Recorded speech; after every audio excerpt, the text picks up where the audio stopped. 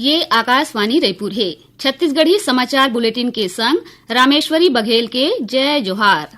अब सुनो आज के प्रमुख समाचार। आज विश्व रेडियो दिवस आए। ये मौका में रायपुर में आयोजित विशेष कार्यक्रम में मुख्यमंत्री विष्णुदेव साय होइन शामिल। प्रधानमंत्री हा नई दिल्ली में आज सेवा तीर्थ और कर्तव्य भवन के औपचारिक उद्घाटन करीन और राज्य विद्युत नियामक आयोग हा बिजली कंपनी डहार ले दायर याचिका मनु पर जन सुनवाई के कार्यक्रम जारी करीस। अब समाचार विस्तार ले। आज विश्व रेडियो दिवस आए। ये मौका में आकाशवाणी और यूनेस्को के डहर ले संयुक्त रूप ले राष्ट्रीय स्तर के विशेष कार्यक्रम के आयोजन करेगी। ये कार्यक्रम के शुभारंभ राज्य के मुख्यमंत्री विष्णुदेव साय करीन। ये बछर विश्व रेडियो दिवस के थीम रेडियो और आर्टिफिशियल इंटेलिजेंस है। कार्यक्रम ला संबोधित करत मुख्यमंत्री हकीहिन कि आकाशवाणी हा सूचना, शिक्षा और मनोरंजन दे के सशक्त माध्यम है। ग्रामीण अंचल और किसान मन बर एकर विशेष भूमिका है। मुख्यमंत्री यहू कहिन कि तेज गति ले समाचार देवैया आने आने माध्यम ले होवैया प्रतिस्पर्धा के बीच आकाशवाणी हा विश्वसनीय, संतुलित और जनहितकारी सूचना दे के अपन परंपरा ला संजोए राखत विशेष चिन्हारी बनाए है। आकाशवाणी देश का सबसे भरोसेमंद समाचार प्रसारक है। लोक प्रसारक होने के नाते आपकी जिम्मेदारी और भी बड़ी है। जल्दी खबरें देने की होड़ में निजी चैनलों से प्रतिस्पर्धा के बीच आपकी विश्वसनीय, संतुलित और जनहितकारी सूचना देने की परंपरा से आपकी विशेष पहचान है। छत्तीसगढ़ में आकाशवाणी सूचना, शिक्षा और स्वस्थ मनोरंजन का सशक्त माध्यम है। आकाशवाणी में आम आदमी की जरूरत के अनुसार कार्यक्रम तैयार किए जाते हैं। आर्टिफिशियल इंटेलिजेंस के उपयोग करके रेडियो ला कैसे ढंग ले और जन उपयोगी बनाए जाए एकर बर चिंतन के जरूरत है। आगो उमन किहिन कि आकाशवाणी हा छत्तीसगढ़ में एफएम ट्रांसमीटर की स्थापना और कुछ एक एफएम ट्रांसमीटर के उन्नयन करके अपन एफएम कवरेज क्षेत्र में विस्तार करत है। भारत सरकार ने छत्तीसगढ़ में रेडियो कवरेज को बढ़ावा देने के लिए हाल ही में 2 स्थानों पर एफएम ट्रांसमीटर के उन्नयन के प्रस्ताव को मंजूरी दी है। छत्तीसगढ़ के विकास में आकाशवाणी का बड़ा योगदान है। अब जगदलपुर, नारायणपुर, कोंडागांव, कांकेर और बैलाडीला में भी एफएम के नए ट्रांसमीटर लगाए जाने की तैयारी है। इन नए ट्रांसमीटर के लगने से छत्तीसगढ़ में आकाशवाणी का कवरेज एरिया काफी बढ़ जाएगा। राज्य की करीब 95% आबादी आकाशवाणी के कवरेज एरिया के दायरे में आ जाएगी। कार्यक्रम ला संबोधित करत यूनेस्को के क्षेत्रीय संचार और सूचना सलाहकार हज्जाज माले हकीन कि रेडियो के तीर व्यापक रूप ले श्रोता मन तक पहुंचे के क्षमता है। यह मानवता ला ओकर विविधता के संग सशक्त सुर प्रदान करथे। रेडियो आज घलो सबले विश्वसनीय संचार के माध्यम बने हुए है। रेडियो ला और ज्यादा प्रभावी के संग उपयोगी बनाए बर आने आने ढंग ले आर्टिफिशियल इंटेलिजेंस के उपयोग करे जा सकत है। एकर ले पहली स्वागत भाषण देवत आकाशवाणी के महानिदेशक राजीव जैन हकीहिन कि रेडियो सिर्फ एक ठन संचार माध्यम नहीं है, भलुक यह समाज के सर्वांगीण विकास में महत्वपूर्ण भूमिका निभाए है। आकाशवाणी है न सिर्फ देश के सांस्कृतिक विरासत ला संजोए है, भलुक देश के सामाजिक और आर्थिक प्रगति में समाज के सब्बो वर्ग ला जोड़े घलो है।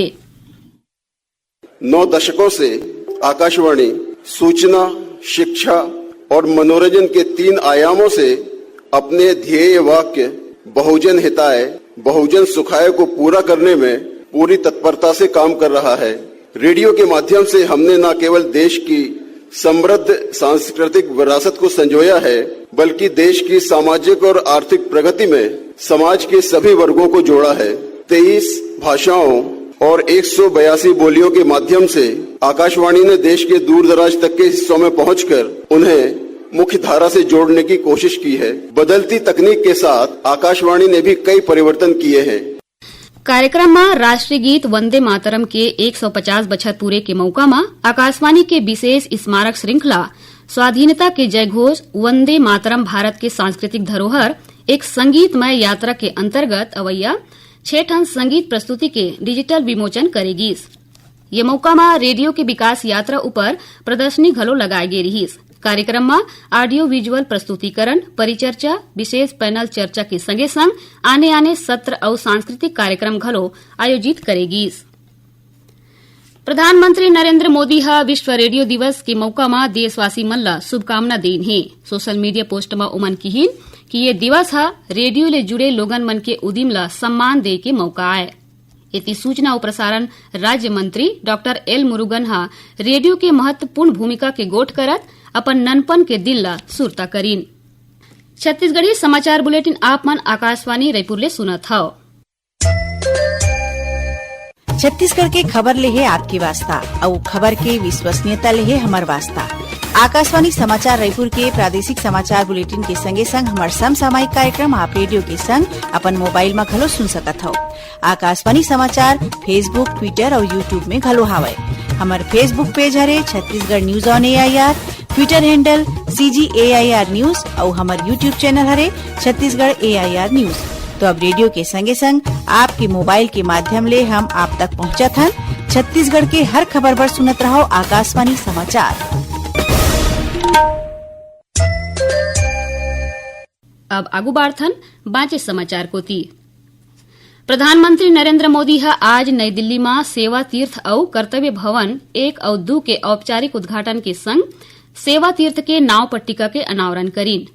यहाँ प्रधानमंत्री कार्यालय, राष्ट्रीय सुरक्षा परिषद सचिवालय और मंत्रिमंडल सचिवालय बने हैं, जौन पहली आने जगह रहीन है। नवा भवन परिसर में आधुनिक और भविष्य बर तैयार सुघ्घर सुविधा के भीतर प्रशासनिक कार्यला समाये गे है।